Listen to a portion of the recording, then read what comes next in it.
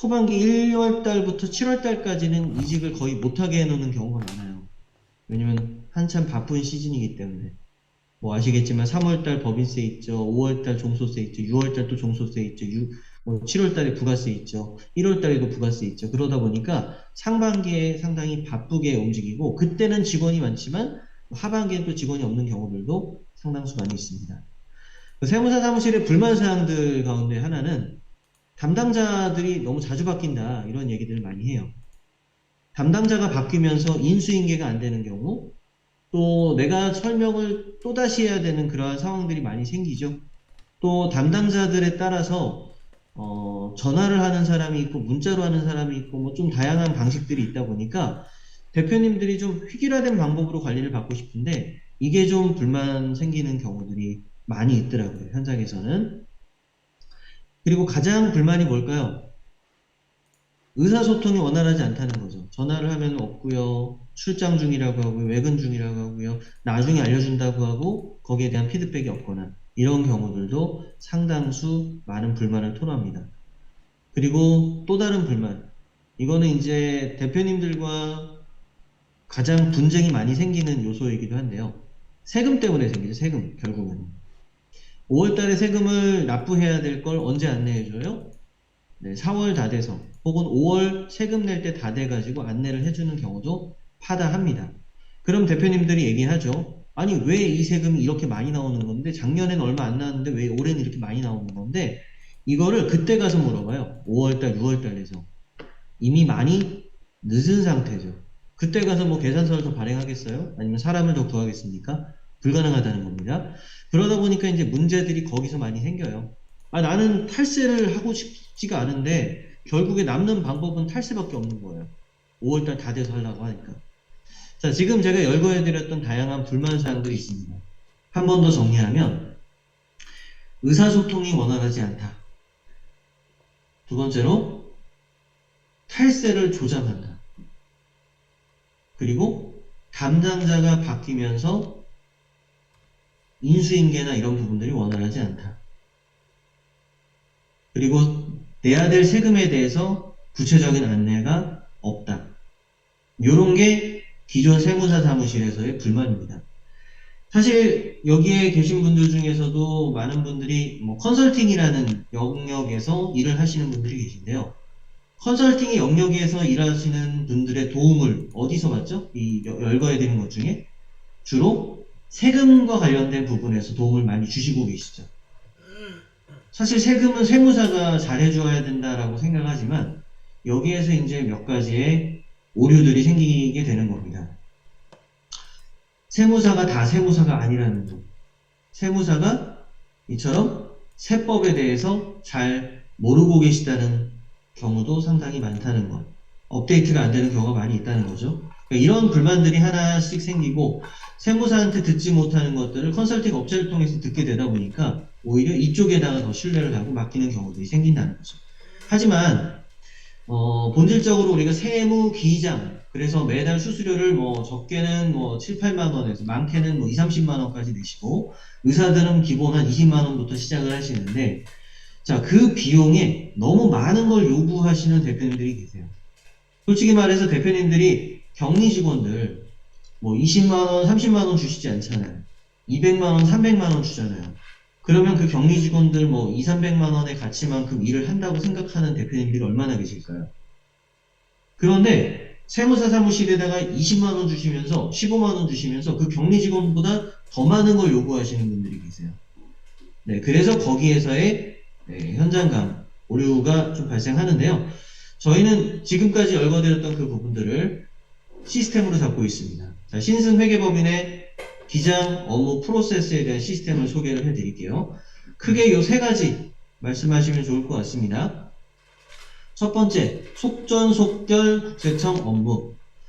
그러면서 같은 날 하루에 모든 담당자들이 그 업무를 숙지하게 된다. 무슨 얘기냐면요. 저희는 이제 그 업체의 관리 담당자 혹은 대표님이 되시겠죠. 그분과 그리고 그분을 담당하는 회계 직원, 그 회계 직원의 팀장, 그리고 그 팀의 이사 이렇게 4명의 단톡방이 구성이 됩니다. 그래서 인건비 신고라든지 가결산이라든지 뭐 문의사항에 대한 피드백이라든지 이 모든 게 그 단톡방에서 다 이루어집니다. 자, 거기에 더해서 모든 담당자들이 업무폰을 사용하고 있습니다. 이게 무슨 얘기냐면 저희는 전 직원이 다 8402로 끝나는 업무폰을 쓰고 있어요. 담당자가 변경되거나 담당자가 퇴사를 하더라도 업무폰이 그대로 전달이 됩니다. 그 업체에 대해서. 그러면 이력이 남죠? 물론 저희가 자체 CRM도 있지만 카톡의 대화 내용을 통해 이력이 남습니다. 그래서 이거는 이제 대표님들 입장에서는 담당자가 바뀌는 거를 모르고 계시는 경우도 많아요. 왜냐면 폰 번호가 바뀌거나 내용이 바뀌거나 창이 달라지거나 새로운 이름이 들어오는 게 아니기 때문에 대표님들은 담당자가 바뀌는지 안 바뀌는지를 모릅니다. 직접 통화하거나 하지 않는 이상. 그리고 심지어 직접 통화한다 하더라도요. 저희 직원들이 뭐 연령대도 좀 비슷한 직원들도 많고 여직원들이 많다 보니까 네, 목소리로 뭐 이렇게 뭐 매일 통화하는 거 아니잖아요. 뭐 몇 달에 한 번씩 하는 경우도 있다 보니까 네, 사실 목소리 바뀐 줄도 모르는 경우도 많습니다. 그러니까 그게 어떤 효과를 가져다 줄까요? 담당자가 자주 바뀐다는 느낌을 주지 않습니다.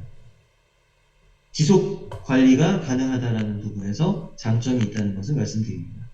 자, 그리고 저희 직원들이 아무래도 팀장들이랑 이사들이랑 같은 방에 초대되어 있다 보니까 자기가 실수하거나 잘못하는 것들 이력이 남잖아요. 조금 더 신경을 쓸 수밖에 없는 구조의 시스템이라고 생각을 하시면 좋다. 그러니까 저희 내부적으로 이렇게 관리가 되고 있기 때문에 직원 관리하는 부분에서 좋다라는 걸 말씀드리고요.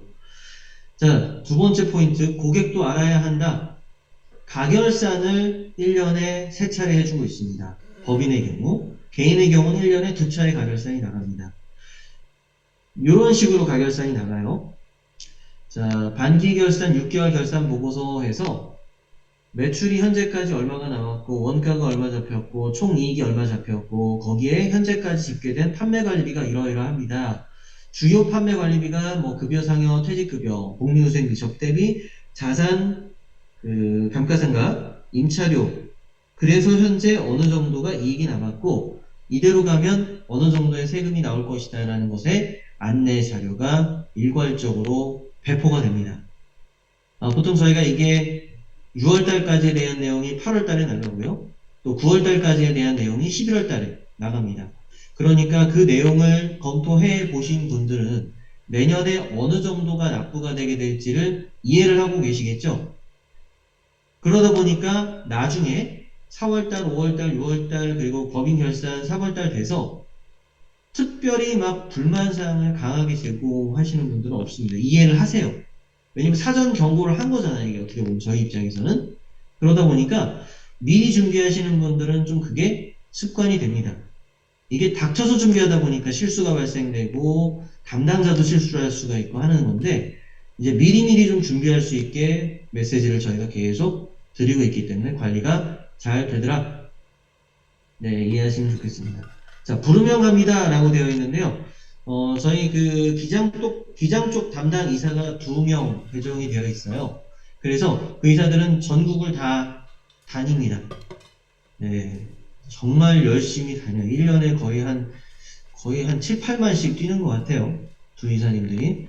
그래서 돌아다니면서 필요한 곳들, 네, 좀 추가적으로 좀 요청을 받은 곳들, 이런 곳들은 저희가 방문 드리고요. 주로 성실신고 대상자들은 저희가 필수로 갑니다.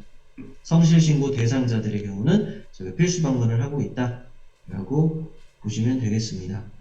그리고 이제 저희 관리처들이라고 한다면 아까 리텍스 우리들의 휴식처 보여드렸는데 네, 좀 소개하실 수 있겠죠? 이렇게도 저희가 뭐 지금이야 미약 하나 향후에 리텍스를 통해서 홍보 효과도 보실 수 있는 그러한 업체들도 많이 늘어난다면 상부상조하는 거죠. 네, 그렇게까지 해주는 곳들이 많이 없을 겁니다. 네, 요 두 가지만 가지고도 조금 소개해드렸던 업무 시스템 이거를 뭐 다 구구절절 설명하시라는 건 아닙니다. 적어도 저희가 좀 이해를 하시고 계시면 좋다라고 말씀을 드리는데 자, 그럼 이제 신승에 그럼 장점만 있느냐? 단점은 없느냐? 네, 솔직하게 말씀드릴게요. 단점도 있습니다. 저희는 거래처들이요, 40개 이상은 안 돼요, 담당자들한테. 그 다른 데는 뭐 60개까지 관리하는 직원들도 있습니다. 실장급들은 뭐 진짜 6, 70개까지 관리를 한대요. 휴일이 없죠, 그런 분들은. 진짜 신고철에는 집에 안 들어갑니다. 뭐 며칠 동안 그냥 침낭에서 자고 그러는 분들 많아요. 네, 저희는 그렇게 안 합니다. 규모도 규모이고 직원들도 많고 그러다 보니까 노동 분쟁 터지면 저희는 사실 타격이 커요. 그러다 보니까 물론 신고 시즌에 조금 야근하는 거나 이런 건 있지만 비교적 그래도 정시 퇴근들을 합니다. 그리고 그러다 보니까 저희가 이제 많이 배정을 못해요. 한 직원당. 풀 캐퍼가 40개에서 많이 줘야 50개 정도. 네, 그 정도 선에서 업체 관리를 하다 보니까 저희가 좀 타이트하고요. 이렇게 시스템으로 돌아가다 보니까요. 조금 인간미가 없다라는 느낌을 좀 갖는 분들이 많이 계셔요. 인간미가 좀 덜 느껴진다. 뭐 좀 규모가 작거나 뭐 지인이거나 친인척이거나 뭐 아는 선후배거나 뭐 학연 지연 뭐 묶여있는 지방들의 경우는 사실 이런 부탁 저런 부탁 그냥 아유 조금 더 주고 덜 받고 하면서 조금 이렇게 평상시에 자주 만나기도 하고 하는 그런 인간적인 관계로 돌아가는 곳들이 있잖아요. 사실 저희는 그런 부분에서 좀 기계적일 수 있습니다. 어떤 정을 쌓아간다든가 뭐 이런 부분들이 조금은 어색하실 수도 있다. 특히 지방들의 관리를 오랫동안 받아오신 분들이. 근데 이게 뭐 불만이라고 얘기하면 사실 저희가 할 말이 없어요. 저희조차도 좀 그런 시스템 안에서 굴러갈 때는 좀 기계적이 될 수밖에 없거든요. 근데 그게 저희 입장에선 편합니다. 왜냐면 가외에 좀 벗어난 부탁들을 안 하니까. 이게 하나 들어주다 보면 그렇다고 그것 때문에 비장료를 더 받거나 뭐 컨설팅료를 더 추가해서 받는다든가 이게 쉽지 않잖아요. 그러다 보니까 저희는 좀 칼같이 자를 건 좀 자릅니다. 그러니까 이런 거에 좀 불만이 있는 분들도 계신데 이제 저희가 받는 금액만큼의 서비스는 충분히 한다고 생각합니다. 저희가 이번에 기장료를요, 기존 법인은 18만원. 이거 나중에 제가 정리해서 한번 좀 보내드리고 구조상으로 말씀드리겠습니다. 기장이 법인의 경우는 18만원부터 시작을 했고요. 성실신고 대상자는 10만원 이상 조정료 100. 그리고 일반 사업자들은 8만원 이상 뭐 이렇게 이제 잡아놨었죠. 그런데 법인을 10만원까지 낮춰놨습니다. 죄송합니다. 네. 해드릴게요. 드디어 들어오셨네요. 네. 그 법인의 기장은 14만원부터 시작하는 걸로 네, 이번 주에 결정이 됐습니다. 그리고 개인 기장료도 7만원부터 시작할 수 있게 네, 울타리를 낮춰놨습니다. 대신에 식당의 경우는 10만원부터입니다. 무조건. 식당은 10만원부터, 일반 서비스 업종은 7만원부터, 그리고 병원들은 20만원 이상입니다. 그리고 저희의 장점 중에 하나, 이게 뭐 장인이 될 수도 있고 단점이 될 수도 있는 건데, 저희는 조정료가 픽스가 되어 있죠. 그러니까 금액에 따라 매출에 따라 달라지지 않습니다. 법인만 그렇게 받고 있고요. 법인의 경우만 매출의 규모에 따라서 조정료가 보수 기준표에 따라 들어가지만 저희의 기장료는 기장 대비 8배수. 그러니까 7만원에 60만원, 8만원에 60만원, 9만원에 70만원, 10만원에 80만원. 딱 정액으로만 받습니다. 그래서 CMS 출금을 해요. 사실 많은 대표님들이 여기에서 스트레스를 많이 받으세요. 왜냐면 이게 눈탱이 맞는 것 같은 느낌을 받을 때가 많이 계시거든요. 작년에 얼마 냈는데 올해 갑자기 매출 좀 올랐다고 조정료가 팍 올라가 있어요. 그래가지고 좀 깎아달라고 하면 그 다음에 좀 내려줍니다. 이런 식으로 이제 조율을 하고, 근데 요즘 대표님들이요, 아쉬운 소리 하는 걸 되게 못하세요. 특히 젊은 대표님들이 아쉬운 소리를 좀 잘 못하세요. 그냥 끙끙 앓다가 기장을 바꿔버립니다. 기장세무사 사무실을 그냥 이 핑계 저 핑계 대고 바꿔버리는 경우가 있어요. 결국에 기장료 때문에 문제가 되는 게 아니거든요. 조정료 때문에 문제들이 많이 생기게 됩니다.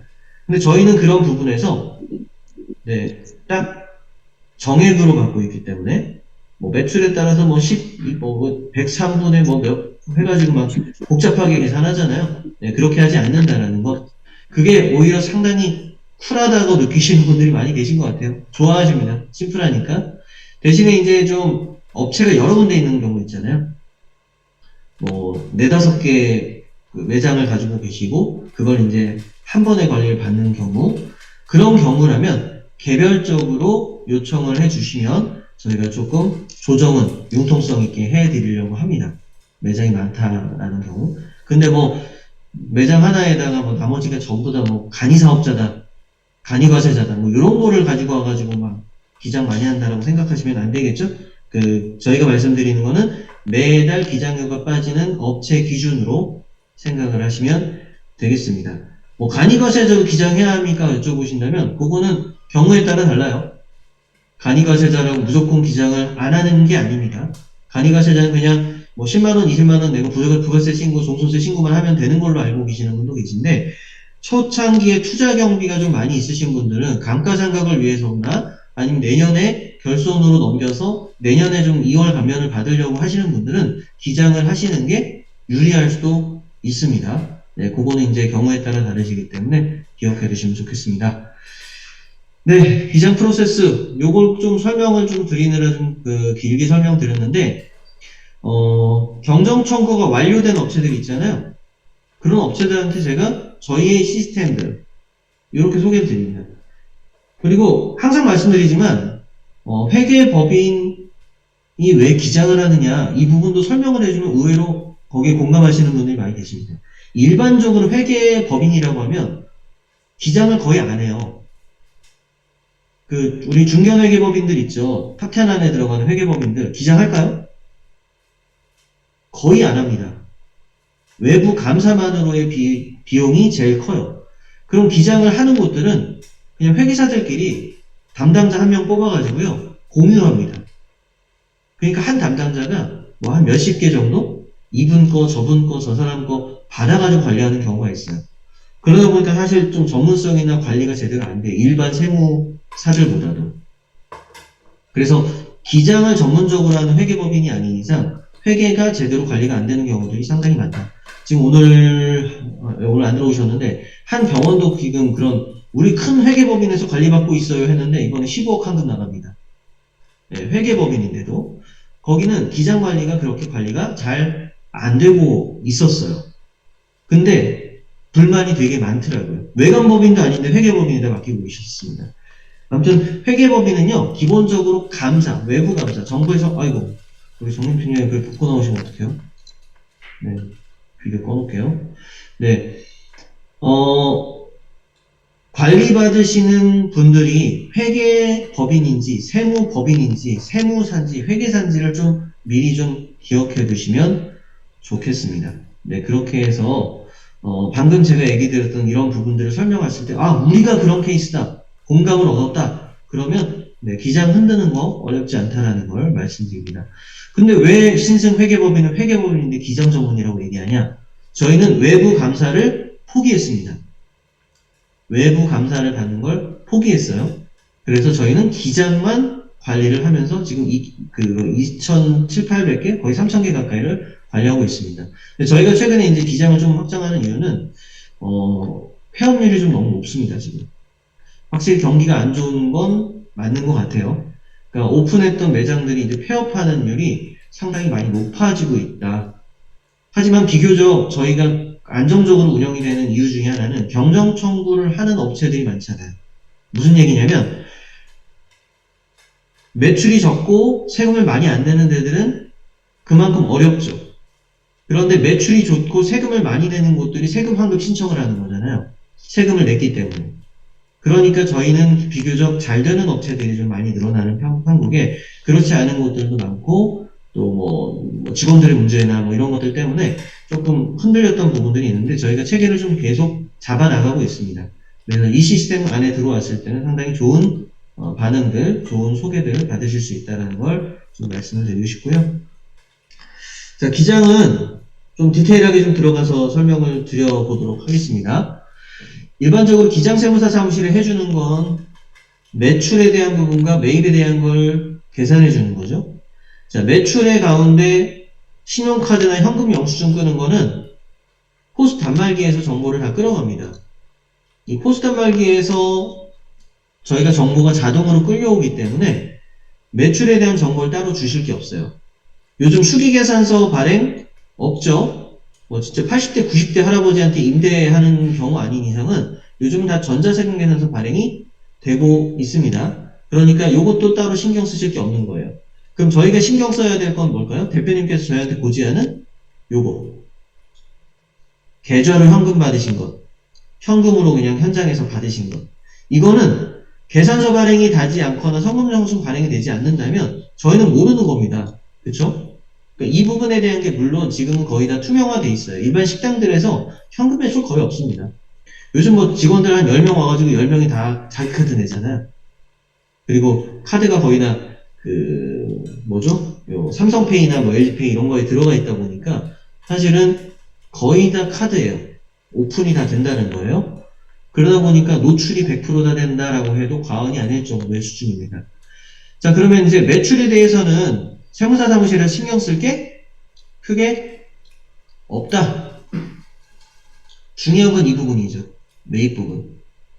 자, 매입에서도 대표님들이 신용카드를 여러 개 만드시잖아요. 사업자 카드도 만드시고, 그리고 현금 영수증 쓰시고, 혹은 요즘 이제 페이들 많이 쓰시죠? 제로페이나 뭐, 그 지역페이들, 그런 것도 쓰시는 것들. 네, 자동 신청이 되거나 또 신규 발급받은 신용카드들은 현금 영수증 사이트에 등록을 해 놓으셔야죠. 네, 그래서 거기에서 증빙이나 이런 것들이 자동으로 올라가게 됩니다. 이게 뭐 사업과 적격한 거냐, 적격하지 않은 거냐, 이거는 이제 기장의 부분에서의 다뤄지는 부분이고요. 일단은 내가 쓰는 카드는, 가족들 쓰는 카드는 다 등록을 해 놓으세요. 네, 이걸 놓치지 않게 도와주시면 좋습니다. 물론, 뭐, 홈택스에 등록돼서 거기서 끌려오기도 하는데, 여기다 해 놓으면 저희가 보기가 좀 더 편하다는 거. 네, 요 작업조차도 안 돼 있는 경우도 있습니다. 계좌이체 거래 내역. 법인의 경우 특히 중요한데, 계좌 거래할 때, 뭐, 예를 들어서 뭐, 은효상한테 입금한다고 해서 은효상으로만 이렇게 해놓는 경우들이 너무 많다는 거예요. 나중에 2달, 3달 지나가서 기억 못 합니다. 이게 왜 나가는지. 현금 이체한 것들에. 물론 계산서가 들어와 있는 경우는 괜찮은데요. 이게 금액이 틀리거나, 계산서는 하나로 발행됐는데 금액이 뭐 따로 입금이 돼 있거나 이러면 좀 나중에 누락될 수도 있다라는 그 가능성을 생각한다면 대표님들한테 항상 계좌이체 거래하실 때 이게 어떤 내용인지에 대해서 기억할 수 있게 좀 적어 놓아라. 계산서 발행한 그 업체명으로 하든가 아니면 내가 이게 어떤 비용이라고 비고를 적어 놓든가 해 놓으시면 좋습니다. 세금계산서 꼭 받으셔야 된다라는 것, 간이형 수증은 3만원당 한 장 받으셔야 된다라는 것, 청첩장이나 부고장 같은 거 이런 식으로 좀 많이 모아 놓으시는 경우가 있는데 저도 그렇습니다. 네, 아이고 다 지워야 되네.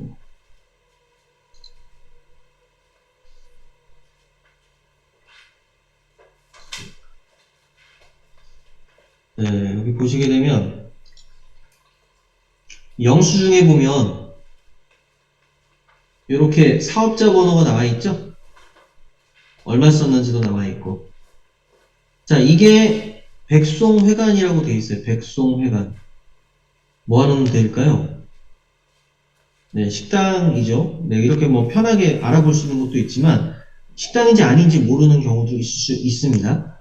물론 뭐 사업자 번호로 저희가 구분하기도 하지만 그럼 이게 접대비일까요? 복리후생비일까요? 개인 경비일까요? 세무 담당자들은 이걸 어떻게 처리할 수 있을까요? 여기에 보면 46만 4천원 가운데 부가세가 4만 2천원 들어있기 때문에 이게 만약에 복리후생비라면 부가세를 감면받을 수 있는 겁니다. 부가세에서 빠지는 거예요. 그런데 이게 만약에 접대비로 처리가 된다. 회계 계산을 접대비로 한다. 그럼 이 4만 2천원에 대한 접대비는 부가세는 환급 대상이 아닙니다.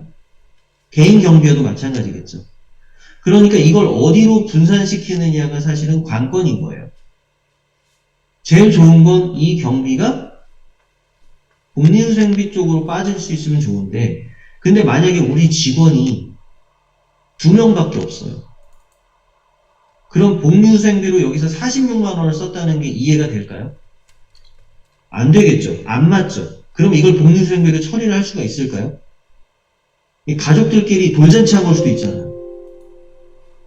그런 부분들 때문에 기장 담당자들한테 좀 더 상세하게 설명을 해주시면 좋다라는 점. 그리고 이런 걸 그냥 선뜻 카드 결제 안 하고 계좌 이체를 했거나 현금으로 줬다면 인정받을 수 있을까요? 인정 못 받겠죠. 네, 그렇게 보시면 될 것 같습니다. 그래서 요걸 영수증 처리해주는 게 기장 업무다. 사실 선진국들이라고 얘기하는 거, 한국도 있는 선진국이니까 그 표현이 좀 적합하지 않겠네요. 비교적 이런 복리나 이런 분들에 대한 관심이 많은 나라들, 세금에 대해서 탈세를 조장하지 않는 그런 기조를 가지고 있는 나라들에서는요, 이 영수증 밑에 쓰게 돼 있어요. 어떠한 명분으로 사용이 되었다. 그리고 누구 있다. 심지어 현장 스케치 사진까지도 첨부해서 접수가 돼야 법인에서 비용 처리가 가능합니다. 한국도 궁극적으로 그런 식으로 가게 될 겁니다. 아직까지는 아니지만. 근데 워낙 전산화가 잘 돼 있다 보니까, 네, 그런 부분들을 이제 나중에 가서는 그동안 해줬던 걸 못 받게 되는 상황들 많이 생길 수 있다는 거 기억하시면 좋겠습니다. 청첩장이나 부고장이나 돌잔치 같은 거 요즘 많이 받으시죠? 네, 받으시면요, 그냥, 이렇구나, 슬프구나, 뭐, 조의를 표합니다로 끝나지 마시고, 캡처를 다 해놓으세요. 이런 식으로. 날짜와 내용이 다 보일 수 있게. 자, 그럼 요게 다 나중에 비용 처리의 근거가 됩니다. 내가 여기에다가 돈을 갖다 주고 현금 영수증 안 받아오잖아요.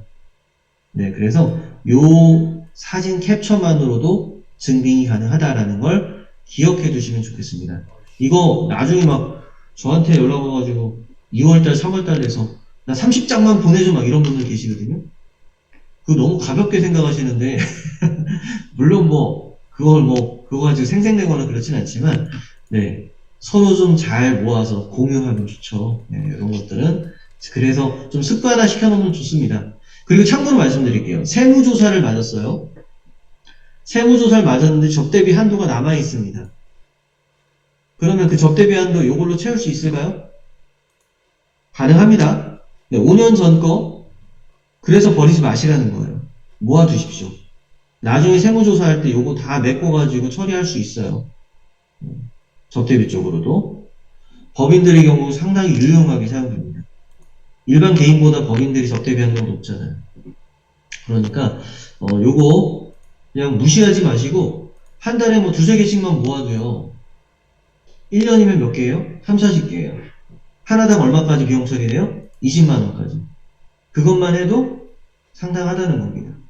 그러니까 무시하지 마시고 잘 모아두셔라. 특히 여기에서 고액 연봉자들 많이 계시죠? 뭐 3억, 5억 벌어가시는 분들. 그런 분들 요거 나중에 다 요긴하게 사용될 겁니다. 기장하시는 분들 다 도움 되실 거예요. 네, 고객들한테도 상당히 좋은 선물도 되고, 제가 알기로 요것만 가지고 그 보험 영업하시는 분들 계시다고 들었어요. 네, 상당히 그만큼 효과를 볼 수 있는, 또 세밀하게 챙기면 도움을 받을 수 있는 네, 그런 부분이라고 생각하시면 좋겠습니다. 네, 뭐 요거는 좀 패스할게요. 요거 가지고 좀 설명 좀 드리겠습니다. 자, 우리가 보통 이제 개인 사업자들 요거 한 장만 받아도요, 되게 많이 도와주실 수가 있어요. 이해를 도와주실 수가 있다는 부분인데, 과세표준 확정신고 및 납부 계산서라는 양식을 홈택스에서 다운받으실 수 있습니다. 또는 세무사 사무실에 요청하실 수가 있어요. 요것만 받으셔도 많은 부분들을 이해시켜 드릴 수가 있습니다.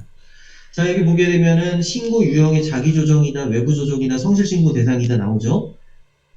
비장 의무에서 복식 부기 의무 대상 단지, 간편장부 대상 단지 나오죠. 신고 부분에서 정기신고, 수정신고 나오죠. 자, 여기 신고 유형에서 외부 조정으로 되어 있거나 성실신고 대상으로 되어 있어야 정상입니다. 자기 조정으로 되어 있으면 무슨 뜻이에요? 이거 우리가 아무도 책임질 수 없다라는 얘기입니다. 가끔 의사들 가운데 자기 조정 은근히 있어요. 무슨 뜻이에요? 대표님들께서, 원장님들께서 너무 지나치게 조정을 하다 보니까 세금을 안 내려고 경비를 너무 많이 넣다 보니까 세무사 사무실에서 나 책임 못 져요 라고 하는 거예요. 그 나중에 알고 되게 충격받으시는 분들 계시더라고요. 법인도 마찬가지고. 그래서 이 부분 잘 체크해 주시면 좋습니다. 자, 기장 의무에서도 당연하겠죠. 저희한테 맡긴 정도면 다 복식국의 대상자고. 종합소득금액이라고 하는 거는 이분이 소득이 여러 개가 나눠져 있다라고 한다면 이렇게 사업자 번호별로 소득이 다 합쳐져서 올라오잖아요. 그런 경우에 그 소득의 합계 금액이 여기에 올라오게 됩니다. 종합소득금액이다 그러면 한 회사에서 이게 나온 게 아니라 사업자가 여러 개일 수 있다면 그 뒷장 보면 나와요. 그게 합쳐진 금액이 이 금액이다 보시면 됩니다. 자, 소득공제 6,800만 원이 돼 있어요. 이 정도면 되게 많은 겁니다. 그쵸? 우리가 흔히 하는 소득공제 뭐가 있어요? 기본공제라고 해서 받으시는 것, 가족공제, 부녀자공제, 뭐 자녀공제, 다자녀공제, 뭐 노인 부양하는 분들, 장애인공제, 뭐 이런 것들 있죠? 인적공제들. 그리고 거기에는 또 뭐가 포함돼요? 국민연금이나 의료보험료 납부한 것도 거기에 포함이 되죠. 네, 그렇게 해서 이제 공제 빠지고, 또 노란우산 공제라는 거 있죠? 또 이만큼 받으려면 이게 3천만 원 넘어가잖아요. 그럼 100%그 벤처 투자 공제 같은 거 들어가 있습니다. 벤처 투자해가지고 3천만 원, 5천만 원, 1억 한도에서 이제 공제받는 것들. 그게 이제 포함되신 분들이 이 정도 수준이 됩니다. 자, 그리고 나서 과세 표준이 나오면 거기에 대한 세금이 산출되죠. 1억 1,800만 원 정도가 세금입니다. 그러면 1억 1,800만 원 바로 내는 게 아니라 거기에서도 세액공제의 세액 감면을 받습니다. 이분 같은 경우는 이제 380밖에 없죠. 뭘 얘기할 수 있어요? 이걸 가지고? 대표님, 지금 세액 감면, 세액 공제가 너무 적게 들어가 계신데요? 혹시 그 외에 세액 감면이나 세액 공제 받을 수 있는 게 있는지 한번 체크해 보실까요? 경정 청구가 여기서 얘기가 들어갈 수가 있는 겁니다. 자, 그렇게 하고 나서 합계된 금액이 기납부 세액 플러스 납부할 세액으로 나눠지게 되죠. 그러면 여기에 세액 감면이 들어가면 결과적으로 납부할 세금이 줄어들게 되는 거겠죠? 이걸 가지고 상당히 디테일한 부분까지도 설명이 되고, 만약에 대표님께서 종합소득에서 5천만 원만 빠졌다면 요 3억 7천이 아니라 3억 2천이 될 것이고, 그럼 산출세액이 5천만 원에 대해서 40%가 빠지니까 1천만 원이 빠지게 될 거를 지금 더 내신 거예요. 이런 설명들이 가능하다는 겁니다. 공제에 대한 부분이라든가 감면에 대한 부분이라든가 이런 걸 요거 한 장만 가지고도 설명이 되기 때문에 좀 잘 활용하실 수 있겠습니다. 자, 이분 아까 제가 6,800 역시나 들어가 있죠? 본인 공제 150, 국민연금, 뭐 부양가족 6명이나 되고요. 그리고 여기 노란우산 공제 들어가 있고 4,400만원 중소기업 창업투자 조합 출자, 벤처 투자죠? 이런 거 들어가 있고 이런 케이스들 상당히 좋은 구조입니다. 그리고 뭐 요게 이제 팁이 될 수도 있는데 소득금액 1억 넘어가셨잖아요. 그런데 노란우산 공제를 뭐 30만원씩 40만원씩 가입하시는 분들이 계세요. 그러니까 이거는 뭐 사소한 팁입니다. 1억이 넘어가면요. 노란우산 공제에서 받을 수 있는 감면 혜택은 200만원까지가 한도입니다. 그러면 연간 200만원이 한도기 때문에 월로 따지면 얼마 정도예요? 한 16만원 정도밖에 안 됩니다. 그런데 대체적으로 300만원에 맞춰서 25만원씩 납부하거나 400만원에 맞춰서 34만원씩 납부하시는 분들이 계시거든요. 뭐 그걸 뭐 저축이라고 생각하고 그렇게 하시면 뭐 상관은 없는데 공제는 200만원까지만 되니까 납부하시는 금액 10만원 정도를 낮춰서 다른 용도로 활용하실 수 있게 도와주실 수 있다는 겁니다. 그러니까 요걸 가지고 설명하시기가 상당히 좋겠죠. 그렇게 되면 여력을 만들어주는 거잖아요. 그렇게 해서 이거 모르시는 분 꽤 많아요. 납부를 계속 25만원, 30만원씩 하세요. 그거 잘 다뤄주시면 좋겠습니다. 조세 특례 제한법상 세액공제 받고 있는 것들 이런 것저런 게 있다라는 거 설명해 주시면 되고요. 퇴직연금 한도 늘어났죠? 이것도 설명해 주시면 좋겠습니다. 출자 소득공제 명세서 이런 게 들어가서 벤처 투자했다라는 거 증빙이 됩니다. 물론 이것도 좀 사기가 좀 있대요. 좀 조심하셔야 될 것 같아요. 이런 거 있으면 한 번씩 체크해 주시면 좋겠습니다. 자, 그럼 이제 실무적으로 기장계약서는 저희가 보통 이렇게 작성을 하고 있습니다. 기장대리 용역계약서 요 딱 3장의 양식으로 되어 있고요. 계약기간은 1년 단위 계약입니다. 1년 단위. 그런데 만약에 신규 사업자예요. 개업한 지가 얼마 안 됐는데 지난 몇 달 동안 기장을 안 했어요. 그럼 기장을 언제부터 해야 될까요? 네, 그거는 개업일 바로부터 시작한다라고 하는 건 매출이 바로 올라왔을 때. 좀 너무 야박하잖아요. 그럼 저희가 몇 달치 기장료를 받고 시작해야 되니까. 그냥 저희끼리 얘기지만 한 두세 달 정도는 깔고 가셔도 됩니다. 그 정도는 저희가 이제 초창기에는 서비스 해줄 수 있는 요량이, 역량이 돼요. 그러니까, 만약에 뭐 개업한 게 4월 달이다. 그런데 뭐 매출이 거의 없었대요. 그럼 정작 매출이 나온 거는 6월 달부터 시작했다면 6월달 기준으로 생각을 해주시면 됩니다. 아니면 올해 매출이 뭐 그렇게 크지 않을 것 같아요. 7천만 원 이하로 해서 그냥 복식부기 안 하고 간편장부를 하셔도 될 것 같아요. 그럼 올해는 그냥 넘어가시고 내년 1월 1일부터 저희가 기장료를 받겠습니다라고 말씀을 하셔도 됩니다.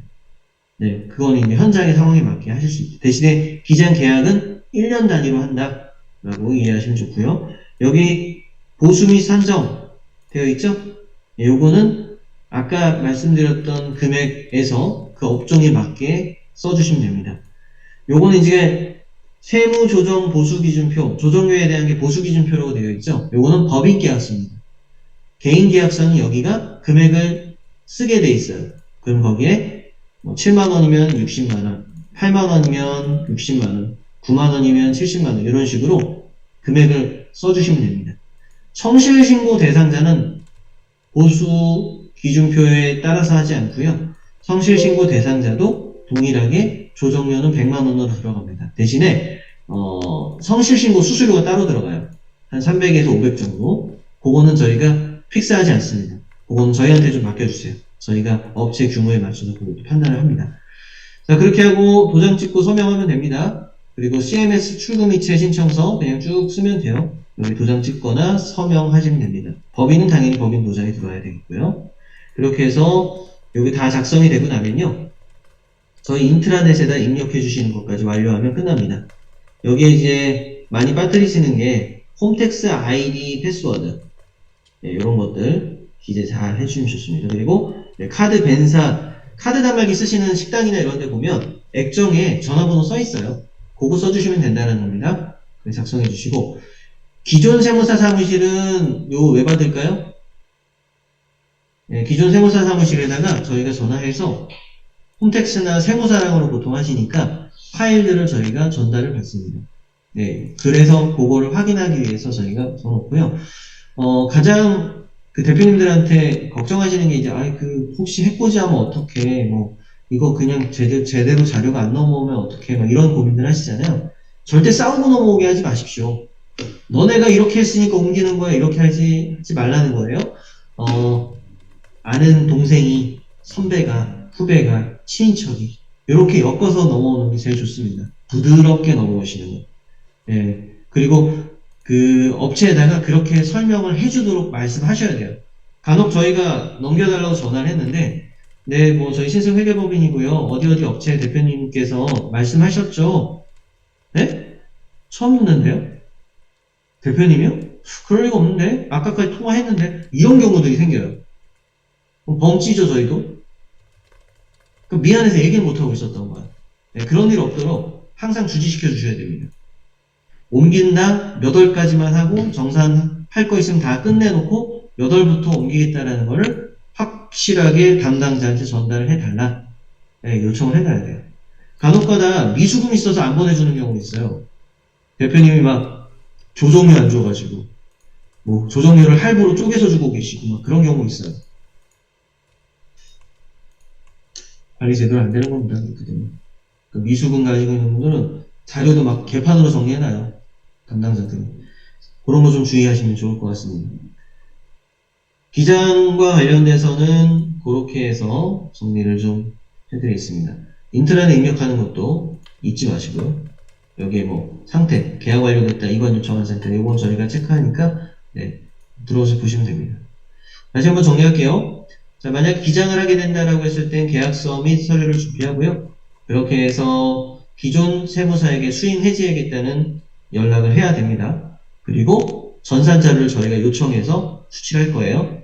그리고 실물 자료도 소포로 받을 겁니다.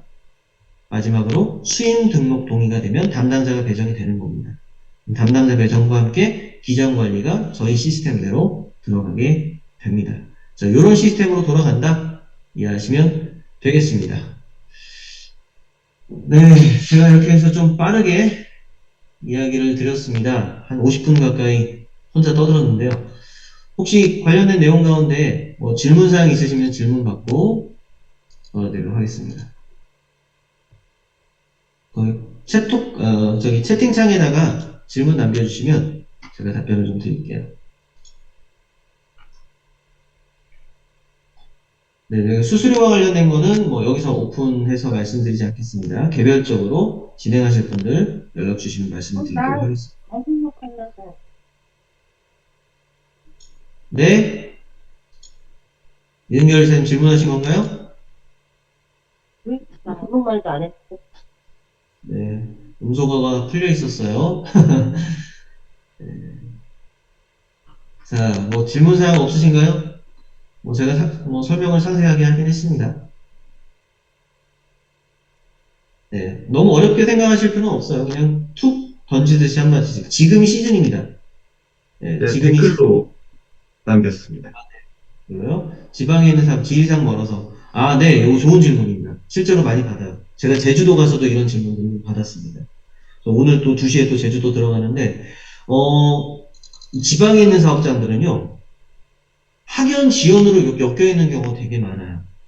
그런데 기장을 옮기려고 관심을 갖는 분들은 이미 서운한 게 좀 많이 있으신 거예요. 그런데 야, 옆에 있으면 좀 이렇게 부탁하기라도 편했지. 이게 저희가 코로나 때 다 깨졌습니다. 저희가 부산에 지사가 있었습니다. 부산 센텀에 지사가 있었는데 거기를 사무실을 1년도 운영 안 하고 뺀 이유는 코로나가 겹치면서요. 방문할 필요가 없어졌어요. 솔직히 세무사 사무실 밑에 층 쓰시는 분들 계시거든요. 옆집에도 세무사 사무실 있는 경우 있어요. 하물며 옆집에 있는데도 불구하고 안 가요. 잘 안 가요. 요즘 누가 직접 뭐 실물자료 받는 게 없는데 직접 갑니까? 다 전산으로 메일로 카톡으로 왔다 갔다 하지? 예. 뭐 옆에 있다고 자주 찾아오세요? 찾아가세요? 그렇지 않다라는 거죠. 예, 그런 부분에서 뭐 풀어갈 수 있습니다. 멀어서 관리가 안 되는 게 아니라 시스템이 없어서 관리가 안 되는 겁니다. 라고 얘기하시면 됩니다. 네, 노란우산 30만원씩. 네, 제가 지금 10만원, 15만원 가까이 아껴드린 겁니다. 네, 그것도 잘 사용해 보십시오. 대신에, 뭐, 연소득이 뭐 얼마 안 되시는 분들은 300만원 다 되는 거예요. 1억 미만은 다 300만원까지 되는 거고, 1억 이상이 200만원까지고, 또 5천만원 미만은 또 500만원까지가 되더라고요. 근데 5천만원 미만이 어떻게 500만원씩 가입하겠습니까? 참 정부에서 법을 만들 때, 참, 그래요. 60세 이상 가입하면 또 500만 원이고 이상한 게 좀 있습니다. 네, 그 외에 또 어떤 질문사항 있으시다면 풀어드리려고 하는데 저기 어제 설문할 때 주셨던 것들 기장에 대한 전반적인 부분들 회계법인과 네, 영업 노하우 기장은 별거 없어요. 서운한 사람 빨리 찾아내는 게 임자입니다. 자, 신도시들 새로운 상가들 많이 들어오잖아요. 심지어 포스 단말기 하시는 분들 아시면 그분들과 협업하시면 좋습니다. 포스 단말기는 어떻게 공격적으로 하시냐면 그 세무서 앞에 가가지고 명함 뿌리시는 분들 많아요. 세무서 앞에 가서 사업자 등록증 등록해서 발급받아 나오시는 분들 있잖아요. 그분들한테 막 명업하십니다. 포스 단말기. 식당 인테리어 하고 있잖아요. 그럼 인테리어 하고 있을 때가 있어요. 사장님들 나오시나 안 나오시나.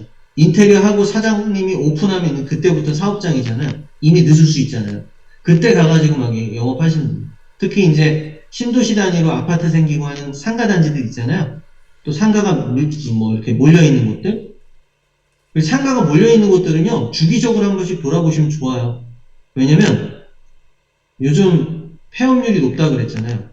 그럼 그게 공실로 남아있지 않죠. 새로운 업체가 또 들어옵니다. 새로운 업체가 들어옵니다. 주기적으로 바뀐다라는 것, 네, 그렇게 관리하시면 좋습니다. 자, 회계법인과 세무법인의 차이. 회계법인은 회계사가 많고요. 세무법인은 세무사가 많습니다. 네, 회계사와 세무사의 역량이 조금 차이는 있을 수 있다. 네, 보시면 될 거. 기초부터 얘기 드렸습니다. 친인척에게 맡긴 경우. 네, 친인척. 솔직히 뭐 친한 친인척인지 아닌지 모르잖아요. 근데 친인척들한테 그거 자기 자산 다 오픈해가지고 막 하는 거 불편해하시는 분들 계시거든요. 네, 그거는 그냥 잘 모르겠어요. 그거는 정말 쉽진 않죠. 선후배 관계고 지역에서 막 이렇게 맨날 얼굴 맞닥뜨리는 분들은 쉽지 않아요. 근데 경정 청구를 먼저 시작해 보잖아요. 그렇게 해서 두 번, 세 번 받아주잖아요. 네, 옮길 가능성도 생깁니다. 근데 그런 걸 무리할 필요는 없어요. 너무 서운하게, 인색하게. 합리적인 기장료와 절세. 네, 말씀드렸죠. 저희 지금 기장료 진짜 이악 물고 낮춰놨습니다. 네, 뭐 여기 언급했던 내용들은 다 답변 드린 것 같고요. 이제 또 12시가 점심시간이시니까 식사하시러 가셔야 하잖아요. 너무 길게 하지 않겠습니다. 오늘 내용 좀 유익하셨습니까? 네, 뭐 따봉 같은 거 한 번씩 보내주십시오. 그러면 힘 좀 내겠습니다. 네, 그러면 오늘 이렇게 좀 빠르게 말씀드렸고, 오늘 기록한 내용 편집해서 제가 링크로 만들어서 필요하신 분들한테 공유해 드리도록 하겠습니다. 네, 오늘 고생하셨고, 안전하루 보내시고, 또 궁금하신 사항들 개인적으로 연락 주시면 답변 드리도록 하겠습니다. 수고하셨습니다. 감사합니다. Recording stopped.